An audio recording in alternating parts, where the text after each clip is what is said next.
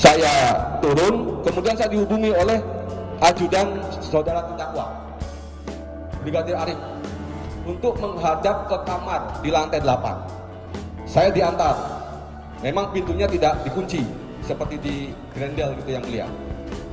Saya masuk ke dalam cuma berdua, hanya saya dan saudara terdakwa. Kemudian saya menyampaikan siap perintah jenderal. Disitulah saudara terdakwa bilang kepada saya, sisihkan 12 kg. Saya bilang, untuk apa jenderal? Saya nggak berani. Alasannya untuk bonus anggota. Ini kebiasaan di anggota ini kalau sudah ada BB ini disisihkan ini diam-diam. Dan untuk undercover.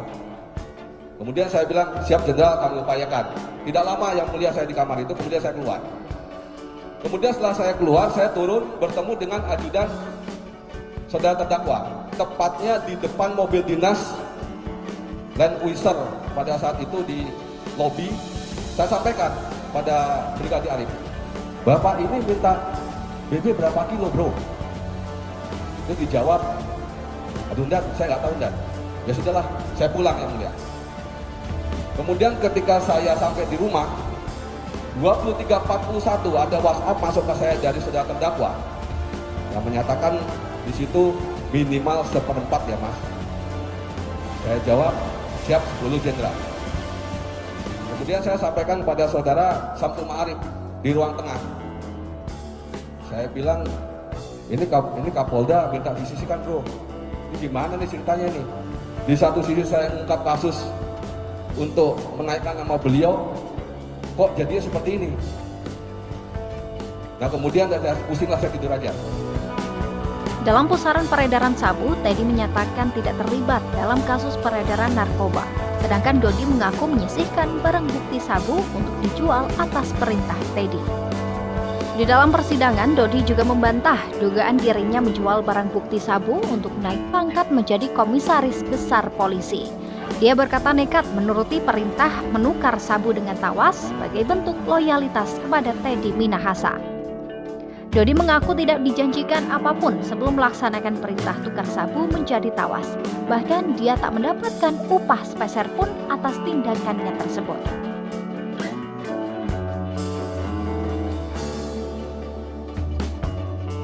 Sementara itu, Teddy Minahasa membantah menerima uang 300 juta rupiah hasil penjualan sabu dari anak buahnya. Teddy memang mengakui bahwa Dodi sempat membawa paper bag berisi uang tunai senilai 27.300 dolar Singapura atau 300 juta rupiah. Uang tersebut menurutnya dibawa Dodi ketika datang ke kediamannya di Jagakarsa, Jakarta Selatan pada 29 September 2022. Pada tanggal 24 September, saudara saksi juga menyampaikan uang hasil penjualan sabu akan diserahkan kepada saya. Itu di percakapan hasil laboratorium digital forensik tidak ada sama sekali. Saya memanggil saudara saksi pada tanggal 29 September itu atas inisiatif saya, yang mulia, bukan atas pertanyaan penyidik. Jadi saya panggil saksi tadinya tanggal 30, saya panggil di dokter gigi, dokter Hili Gayatri. Kemudian saya geser ke Finsky Tower karena waktu saya mepet. Akhirnya di 29 pengarahan presiden tidak terlalu lama, saudara saksi saya yang panggil. Saya juga yang memberikan keterangan yang bersangkutan ini membawa paper bag. Saya juga yang menyerahkan decoder CCTV rumah saya kepada penyidik. Tiga-tiganya itu inisiatif saya, bukan atas pertanyaan penyidik. Pertanyaannya apa? Kalau itu merupakan kelemahan saya tidak mungkin mengungkapkan itu. Dan keberatannya adalah saya tidak pernah pakai kaos putih sama celana putih. Tidak punya.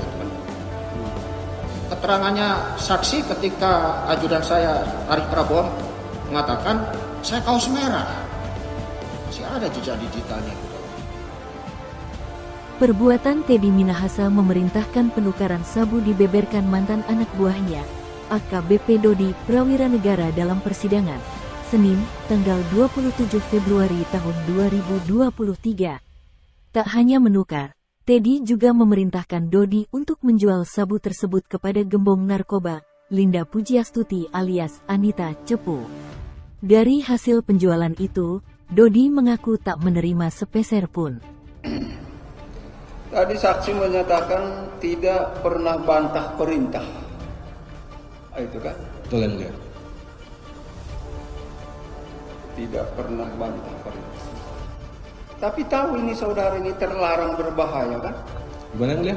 Tahu saudara bahwa proses ini berbahaya atau terlarang? Betul yang mulia. Nah, itu kan? Tahu berbahaya. Betul dan terlarang. berbahaya. Karena niat saya dari awal itu untuk mengangkat nama saudara Iya, terdakwa. mengangkat nama. Betul. Tapi saudara lakukan. Nah, Saya takut yang kenapa? mulia. Saya takut Itu yang yang mulia. dapat. Takut saat itu saya mulia. Ini kan perintah yang tidak benar.